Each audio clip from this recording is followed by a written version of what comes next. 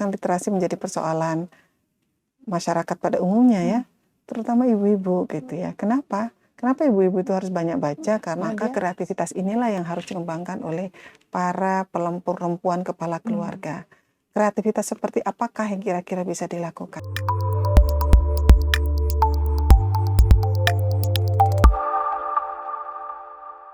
Halo Tribuners, apa kabarnya? Jumpa lagi dalam program Adikarya Parlemen. Nah Tribuners, di studio Tribun Jabar sudah hadir Ibu Hajah Siti Muntamah atau sering disapa dengan Umi Odet selaku anggota Komisi 5 Bidang Kesejahteraan Rakyat DPRD Provinsi Jawa Barat. Assalamualaikum Umi, gimana kabarnya? Sehat? Waalaikumsalam Kak Ica. Aduh. Nah, sebelumnya nih aku mau ngucapin selamat Hari Ibu untuk Umi dan juga selamat atas terpilihnya kembali menjadi anggota DPRD Provinsi Jawa Barat periode 2024-2029. Terima kasih Neng Ica. Oke, gimana nih Mi kemarin di momen Hari Ibu nih tepatnya pada tanggal 22 Desember ya. Nah, kira-kira ada perayaan kecil-kecilan gak nih dari keluarga? Ya, sebelumnya saya ingin mengucapkan selamat Hari Ibu nih kepada seluruh ibu di Kota Bandung, Cimahi, dapil saya, dan di Jawa Barat, serta di Indonesia. Momentum yang sangat istimewa yang membuat para ibu bahagia. Bahagia karena diakui bahwa keberadaan ibu bukan hanya sekedar ada, tetapi keberadaannya adalah dalam rangka untuk menjadi agen perubahan kebaikan-kebaikan, baik dari keluarga, masyarakat, maupun ketahanan bangsa. Semangat para ibu. Dan khusus untuk anak-anak saya, cucu-cucu saya, menantu juga mengucapkan terima kasih karena perhatiannya sangat berharga untuk mensupport eksistensi tugas-tugas saya, termasuk juga menunjukkan cinta yang semakin sempurna. Dan di momentum Hari Ibu kemarin, kami nih para perempuan nih gak mau kalah tuh dengan ibu-ibu yang melakukan kongres di tahun 1928. Pertama di Jogja, yaitu tokoh-tokoh perempuan, dan dari tokoh-tokoh maupun organisasi perempuan kami berkumpul untuk menyamakan rasa, menyatukan cinta, menguatkan tekad untuk bersama-sama memperbaiki bangsa yang hari ini memiliki persoalan-persoalan yang hanya perempuan. Ini yang penting banget. Salah satunya adalah bagaimana hadirnya peran-peran perempuan untuk menjadi subjek pembangunan, baik di keluarga terutama, kemudian masyarakat. Untuk itu saya mengucapkan terima kasih terhadap momen kumpulnya ibu-ibu hebat yang telah digagas ya tanggal 22 Desember. Iya, kita ngumpulnya tanggal 20 Desember untuk memperingati Hari Ibu ke-96 22 Desember. Oke nih Mi, saat ini kan Umi tuh menjadi ibu, menjadi ayah juga di tengah keluarga. Nah, gimana nih Mi perasaannya? Kemudian juga kan anak juga udah ada yang berkeluarga. Nah, gimana Umi memaknai Hari Ibu ini? Ya, Hari Ibu di keluarga itu setiap hari ya. Iya. Karena kalau sudah profesi ibu, kapanpun akan terbawa. Betul. 24 jam setiap hari, 7 hari 1 minggu, sebulan penuh gitu ya, mungkin tahun gitu ya. Kalau saya melihat hari ini tugas saya ada 2.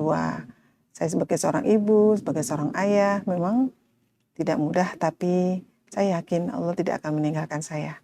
Karena tugas-tugas ini saya kerjakan dengan sebaik yang bisa saya kerjakan. Terutama adalah memberikan perhatian kepada anak-anak yang masih ada 2 anak yatim di rumah. Kemudian juga membersamai tumbuh kembang mereka, mampu melakukan komunikasi terus, terutama komunikasi batin paling tidak, dengan tugas-tugas yang hari ini saya tidak bisa 24 jam bersama mereka. Tetapi saya yakin ketika akan berangkat, saya titipkan dulu kepada Allah, kemudian sering memantau, sekaligus juga kalau bertemu melakukan dialog dan memperhatikan tumbuh kembang mereka. Karena itu masih dalam tanggung jawab saya. Kemudian kalau anak-anak yang jauh, doa kan pasti ya selalu. Kemudian juga memperhatikan rumah tangga mereka, keluarga-keluarga mereka, sebatas mereka adalah orang-orang yang taat pada agama, mampu memenuhi kebutuhan mereka, sekaligus mereka menjadi keluarga yang rukun, mampu juga memberikan pendidikan yang baik buat putra-putrinya, ya menurut saya fine ya.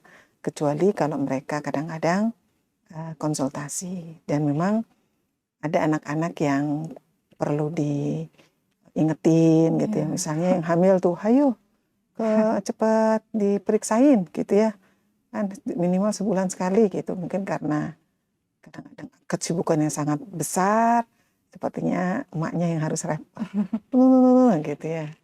Demikian juga dalam mendidik anak-anak yang hari ini tidak mudah seperti zaman kita dulu gitu ya, main bisa di alam. Hari ini anak-anak bermain ikan ya pakai HP, bermain kucing pakai HP gitu ya. Dan ini mungkin barangkali berbeda dengan kita, sehingga perlu adanya sebuah transformasi ya, yang kita semuanya sama-sama belajar, berdiskusi. Dan yang paling membahagiakan adalah warisan nasihat kebaikan Bapak itu tetap bisa kami lakukan. Duduk bersama, membaca Al-Quran, saling menasehati, berdoa, itu adalah sebuah kenikmatan dalam keluarga yang sampai hari ini kami lakukan. Oke, artinya cara Umi untuk menjaga keseimbangan antara tugas di DPRD ini dengan peran Keluarga. Umi sebagai ibu dan nenek, komunikasi harus terus berjalan dan doa juga nggak lepas ya Mi ya? Ya, doa nggak lepas lah ya. Bahkan juga kita mungkin ada yang tidak bisa kita kerjakan, kita ganti dengan sedekah. Tapi bukan berarti kemudian udah semuanya selesai dengan sedekah gitu ya. Sedekah itu sebagai salah satu melengkapi yang bolong-bolongnya itu. Sambil terus kita berikhtiar. Kan berikhtiar tidak harus dengan lisan, tapi dengan keteladanan. Saya pikir keteladanan itu adalah kita menata dan merapikan alam bawah sadar anak-anak gitu ya. Bahwa suatu hari apa yang dia lihat, apa yang dia dengar, apa yang dia rasa pasti akan terpanggil kembali saat mereka membutuhkan di suatu momen yang kita tidak tahu kapan. Iya, betul. Oke nih Mi, kira-kira nih Mi ya, apa sih Mi permasalahan yang sering dialami oleh perempuan khususnya yang sudah menjadi ibu di Jawa Barat ini? Saya melihat literasi ya. Saya melihat perempuan tuh hari ini kurang, ikroknya kurang luas gitu ya. Kan literasi menjadi persoalan masyarakat pada umumnya ya, terutama ibu-ibu gitu ya. Kenapa ibu-ibu itu harus banyak baca? Karena dia akan berbicara 26.000 kata setiap hari. Nah, kalau yang dikatakan dia itu hasil dari ilmu yang dia dapat, literasi yang dia selami gitu ya, itu pasti akan keluar hikmah jutaan hikmah yang keluar dari lisan seorang ibu, dari apa yang dilihat, apa yang dia dengar. Itu akan menjadi lampu-lampu kecil, lampu-lampu besar, lampu yang senantiasa terang untuk menerangi hati orang-orang yang ada di sekitarnya, terutama adalah anak-anak. Hari ini kayaknya sudah waktunya seorang ibu itu memiliki ilmu yang sangat besar keterkaitan dengan nilai-nilai agama, nilai-nilai karakter, juga termasuk beberapa skill-skill, soft skill yang memang harus diajarkan sehingga anak-anak tidak kehilangan adab, sehingga anak-anak tidak kehilangan karakter. Karena apapun hari ini perlu kita akui dengan adanya connecting yang begitu sangat luas, kemudian informasi yang sangat besar, banjir informasi lah hari ini tuh ya, baik di televisi, di media sosial, YouTube, Instagram, ataupun yang lainnya, kita akui anak-anak kita itu akan mendapatkan informasi yang sangat banyak, sehingga dia perlu tetap mampu menyeimbangkan antara apa yang dia baca, apa yang dia lihat, sekaligus juga mendapatkan komparasi dari keteladanan ibunya, plus pesan-pesan ibunya yang setiap waktu menerangi literasi yang dia miliki. Oke, literasi itu penting banget ya. Literasi. Selain literasi apa lagi ya? Ya, kalau saya sih melihatnya ya perempuan harus punya cita-cita ya.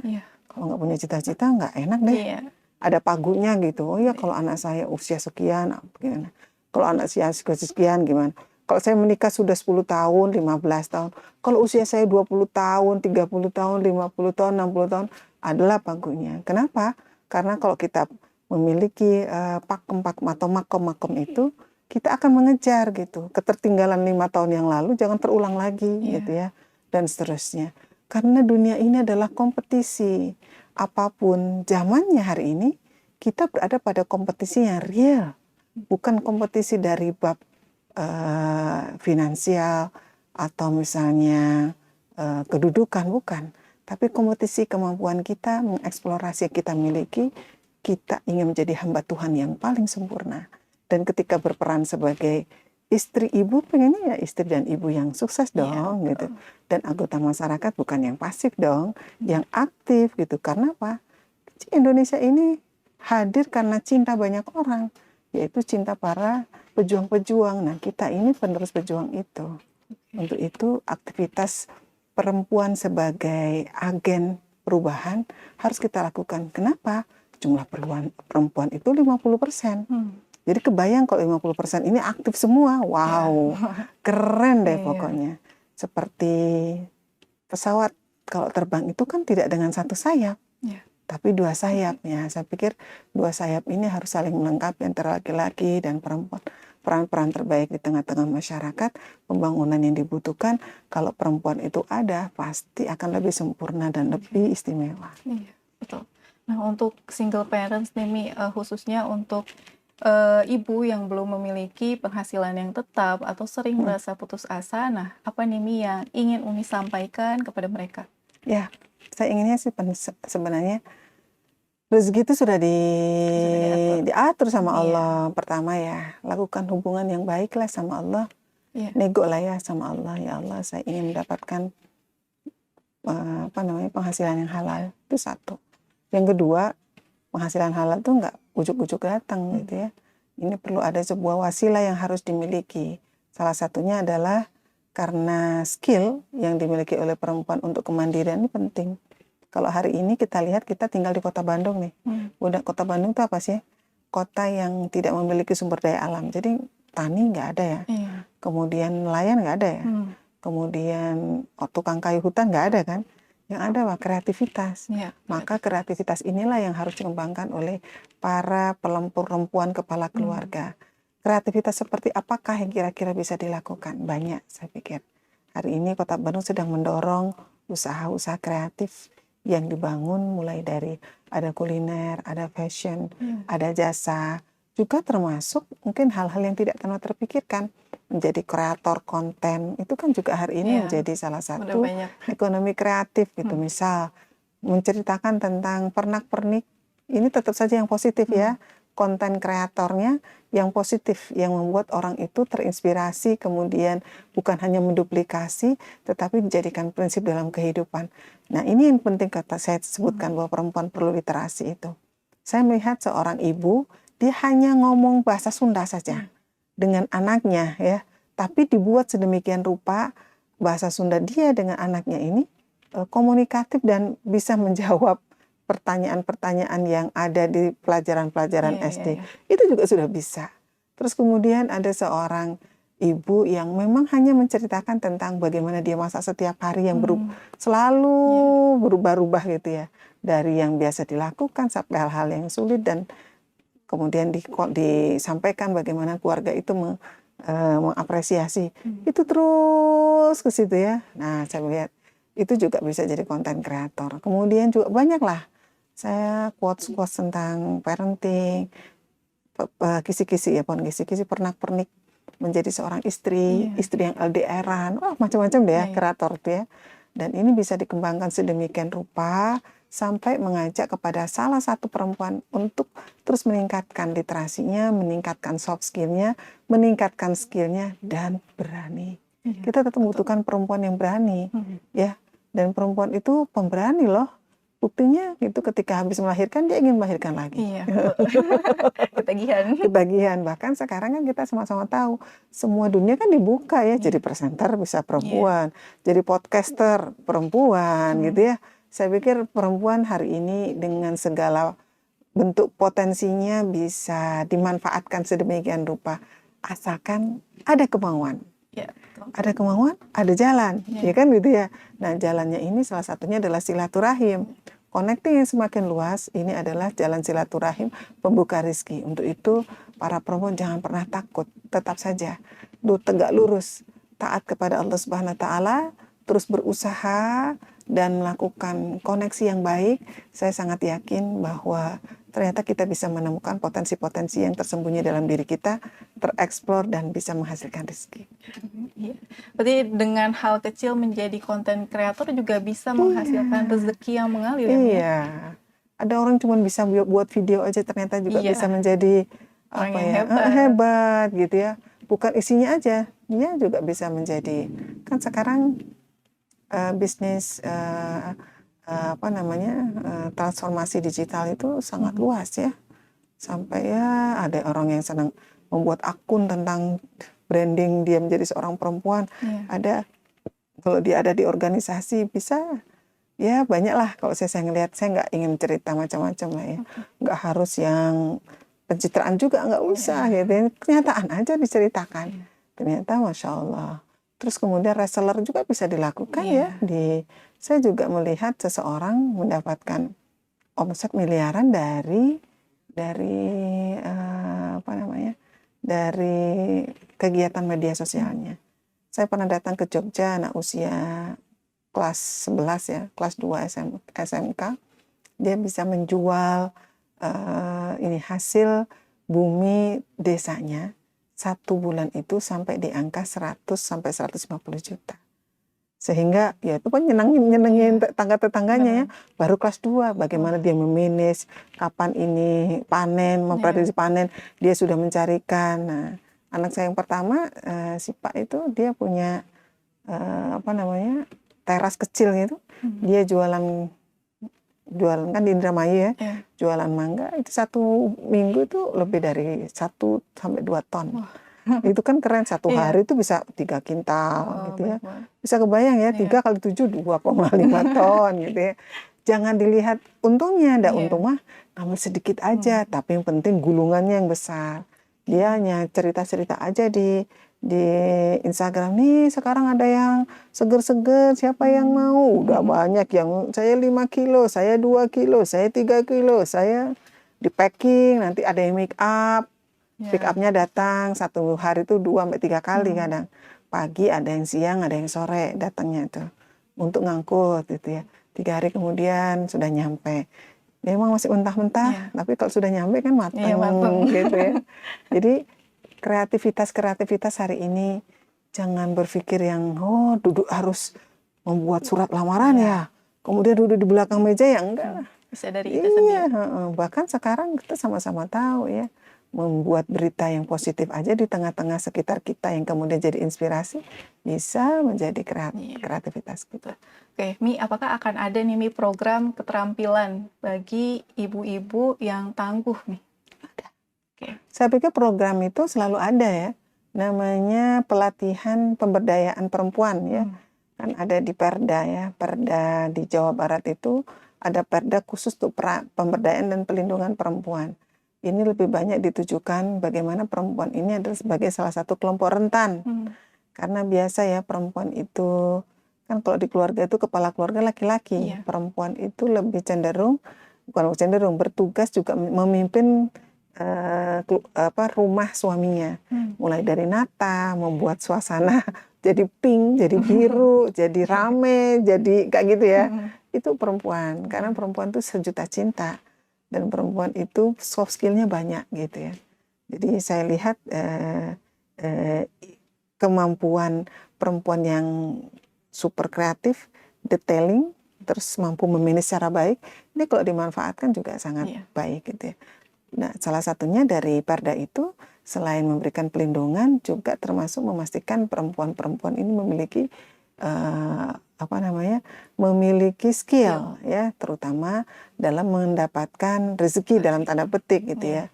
Sehingga pelatihannya selalu ada, baik pelatihan kuliner, ada itu paket-paketnya sampai sekaligus mendapatkan kayak misalnya gini, pelatihan pastry gitu. Ini dapat sama ovennya nanti, mixernya, bahannya gitu sekali. Kemudian juga harus mendapatkan, jadi dia informasinya dapat, pelatihannya dapat, termasuk juga kesempatan memberikan pasarnya juga ya. Saya pikir pendampingan bagaimana melakukan membuka market seperti apa, ikut marketplace bagaimana, ya saya melihat begitu. Kemudian kalau dia ternyata seneng ngomong terus pakai media tuh, orang akhirnya dia bisa buka di rumahnya, kan gitu ya, ngajarin dari misalnya jadi BLK akhirnya. Banyak lah yang bisa dikerjakan, asalkan satu punya kemauan, yang kedua tetap punya perencanaan, yang ketiga memiliki connecting yang baik, yang keempat bersungguh-sungguh, yang kelima berkelanjutan. Oke. Nah, kalau untuk program itu tuh apakah terbuka untuk umum atau memiliki cara atau syarat khusus? Ya, karena tentu saja kita harapkan adalah orang yang ikut adalah orang yang memiliki kemauan. Kalau bukan hanya sekedar saya mau pengen, kalau udah pengen biasanya kalau pengennya hilang ya udah gitu ya. Sehingga diperlukan adanya sebuah kontinuitas filter, bukan filter ya, mencari betul gitu perempuan-perempuan yang memang butuh. Tapi kalau hanya sekedar misalnya korban kekerasan misalnya, terus kemudian dari TKI yang pulang lagi, dia butuh skill ya, diajarin skill dulu dari ada yang mual, potong rambut dan sebagainya, kemudian buka salon, panti pijit misalnya gitu, spa gitu ya, kan hari ini sedang dikembangin ya. Kan saya pernah nih manggil tukang pijit ya, kamu sekali mijit satu hari berapa orang? 5 orang. Satu kali mijit berapa jam? 2 jam gitu ya, 2 jam. Kalau paling ramai 5. Sekali mijit kamu dapat berapa? Antara 150 sama 200, sejuta tuh. Nah sebulan kalau dia dapat setiap bulan, setiap hari tuh ya, wow keren kan? Terus dia bilang gini, tapi tidak setiap hari Bu gitu. Oh ya, kadang dapat 2, kadang 1, kadang 5, tapi cukup saya bisa nyekolahin anak, bisa nguliahin anak, kemudian saya juga sampai bisa nyicil rumah.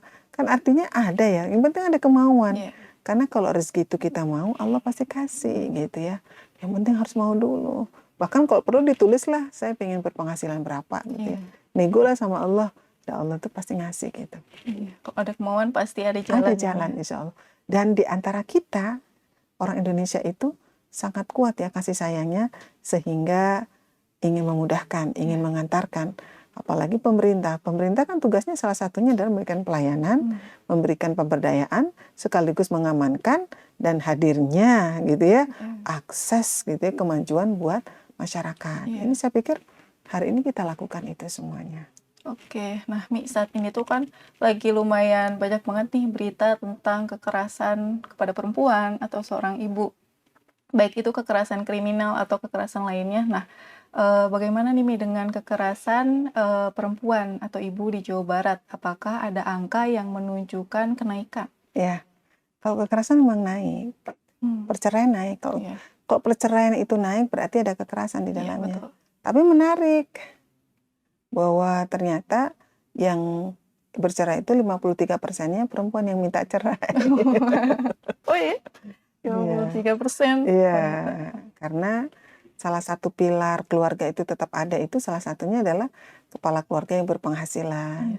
Karena tugas pokok laki-laki itu memang salah satu dari sekian banyak itu yang utama itu adalah dia menghidupi ya keluarga, istrinya, anaknya, minimal kebutuhan-kebutuhan dasarnya terpenuhi gitu ya. Ya memang ada yang tidak bisa, kemudian istri jalan-jalan rezekinya dari istrinya gitu ya. Tapi kan tidak semua, rata-rata itu. Jadi sisanya adalah kekerasan pada perempuan itu kan hampir dari 89.000, 47%-nya adalah kekerasan misalnya gitu ya, dan sebagainya. Perceraian itu tetap saja menghadirkan kekerasan karena perempuan harus berusaha lebih gitu ya untuk membuat dia mandiri, makanya penting. Kemudian hari ini kekerasan seksual itu juga masih sangat mendominasi ya, banyak banget gitu ya, banyak banget. Salah satunya adalah dengan hadirnya pornografi, dengan hadirnya tayangan-tayangan yang memang tidak layak konsumtif ya, bagi orang dewasa saja nggak layak gitu ya. Hari ini dikonsumsi oleh anak-anak, itu juga melakukan bagian kekerasan. Kekerasan verbal juga masih ada gitu ya, dan ini juga menjadi atensi buat kita nih, apa yang kira-kira bisa kita lakukan. Tentu saja ketika kita menyelesaikan itu semuanya tidak cukup dengan kuratif gitu ya, dan rehabilitatif, tapi preventifnya juga harus dilakukan, yaitu hadirnya nilai-nilai agama yang semakin kuat. kemudian keteladanan yang semakin meningkat gitu ya. Ini penting.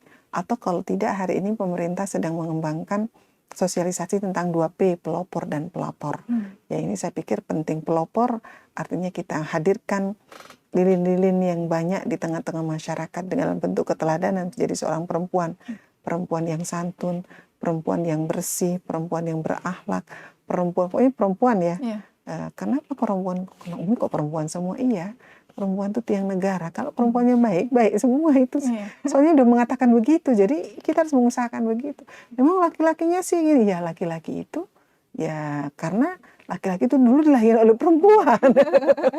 Balik lagi ke perempuan. Iya, nggak ada memang perempuan tuh jumlahnya separuh, tapi seluruh masyarakat lahir dari perempuan. Jadi kalau perempuannya baik itu dia ketika hamil, melahirkan gitu ya, dia tanggung jawab benar gitu terhadap anaknya, memberikan pola asuh yang baik gitu ya.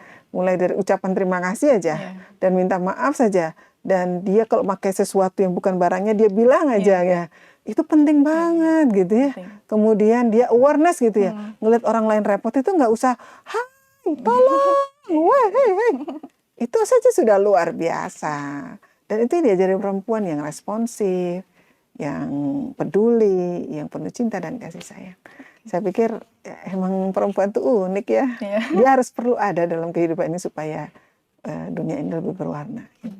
Oke, Mi, ajaran apa sih yang paling berkesan buat Umi dari Ibu Umi? Oh ya, ibu saya itu inspiratif banget. Di zamannya dia tidak sempat sekolah. Ya tahun segitu ya, mungkin ya, saya lahir tahun 70, ibu saya usia 18 tahun. Berarti memang di masa-masa itu sekolah susah ya. Saya aja yang waktu itu sekolah nggak pakai sandal gitu ya. Nggak pakai sepatu, nggak punya, beli sepatu nggak kuat, beli gitu ya. Jadi ibu saya kalau tidak sekolah, saya menerima bahwa dia berkesempatan di zamannya sekolah memang susah. Dan memang keluarga besar, keluarga nenek saya nggak sempat dan nggak bisa menyekolahkan ibu saya. Tapi yang menarik dari ibu saya itu, ibu saya sabar. Sabar dan selalu menanamkan hal-hal prinsip. Kamu harus jadi orang yang jujur, misalnya. Sampai hari ini saya pegang, harus jujur. Kemudian kedua, pintar-pintar menitipkan diri.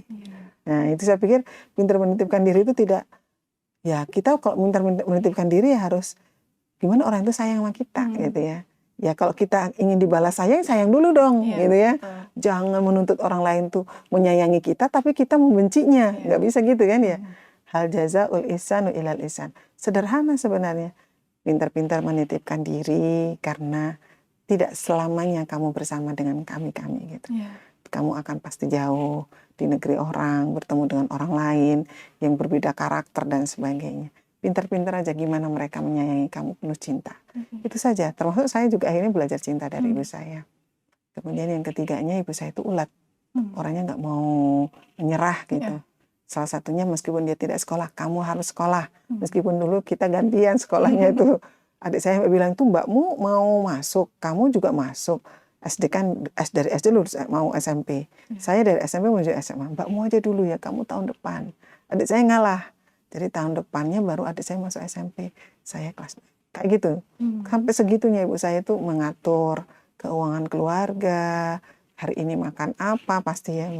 Saya melihat beliau ingatannya sangat luar biasa dan mengajarkan sabar sampai hari ini dan mengajarkan cinta seperti almarhum Mang Odet. Ketika wafat, Mang Odet wafat, ibu saya pesan, kalau dulu kamu berikan cinta kepada anak-anakmu, sekarang Mang Odet nggak ada, jangan kurangi cintamu kepada mereka. Nah, saya pikir sederhana ya, tapi itu menghujam banget buat saya. Maka saya tidak berubah sikap kepada semua anak-anak gitu ya, bahwa saya tetap berikan cinta kepada mereka gitu ya. Dan saya berharapnya berbalas cinta. Tapi kan gitu ya, kalau ternyata gitu ya, dari cinta yang kita berikan belum berbalas sepenuhnya, ya kita pun harus bersabar karena tentu saja mungkin balasannya nggak sekarang, ada yang nanti dan seterusnya. Oke, Umi berperan nih sebagai ibu dan juga sebagai nenek nih. Apa nih Mi yang selalu Umi sampaikan kepada anak-anak Umi ataupun cucu Umi sebagai pondasi hidup? Ya, sebenarnya sederhana sih. Karena saya kan perempuan semua, Iya, saya minta kalian itu harus menjadi ibu yang idealis ya, iya, gitu. Idealis dalam tanda petik, tetap harus mengajarkan agama, harus berprinsip, oh anak saya itu kalau belajar Al-Quran dari saya dulu iya. gitu. Bisa idealisme gitu. Hmm, Oh anak saya itu belajar sholat sampai sholatnya selesai dari saya, kayak gitu tuh. Oh anak-anak saya itu belajar masak, kalau suka masak ya saya, dari saya pertama kali. Mengenalkan semua bumbu-bumbu cara masak ini. Pokoknya ilmu yang ada dalam saya itu pengen saya 100% saya saya wariskan. Ya.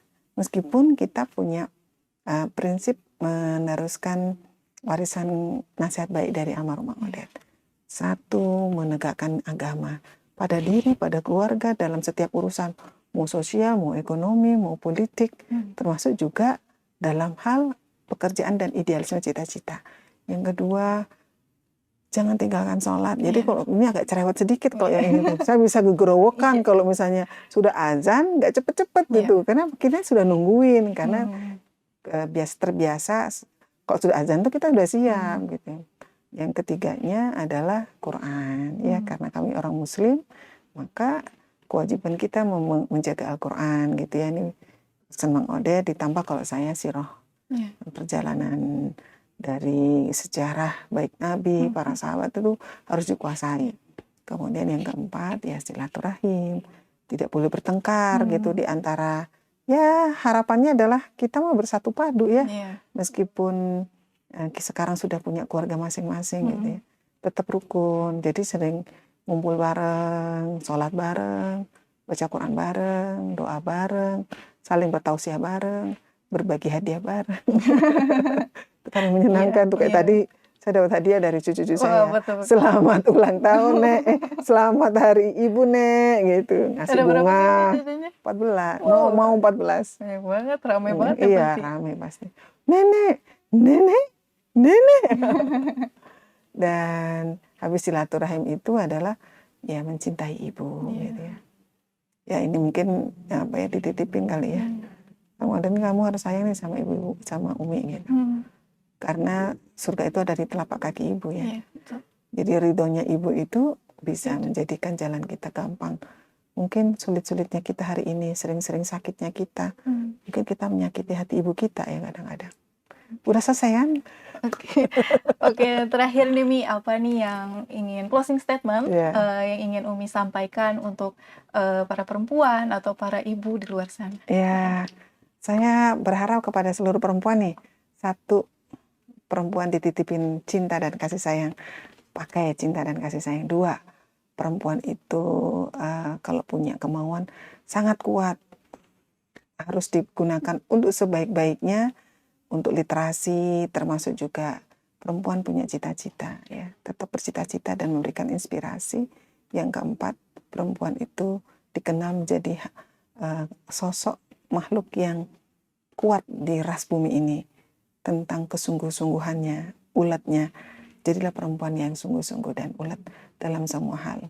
Saya yakin dengan hadirnya perempuan yang hebat, perempuan yang inspiratif, perempuan yang penuh cinta dan kasih sayang, serta perempuan yang teladan dan tetap tegak lurus mencapai cita-cita baiknya, saya yakin keluarga kita, diri kita sendiri, keluarga kita, masyarakat kita pasti akan bangga dengan kita. Karena para pejuang perempuan di sebelum-sebelumnya sudah memberikan contoh kepada kita. Oke, terima kasih Umi ya sudah menyempatkan waktunya untuk mengobrol nih di studio Tribun Jabar. Terima kasih banyak ya. Semoga selalu berkah dan tetap semangat nih Ica. Sehat selalu untuk Umi dan keluarga. Amin, insya Allah. Oke. Demikian Tribuners, saya Anissa Resa Dewi pamit undur diri. Sampai jumpa di program selanjutnya.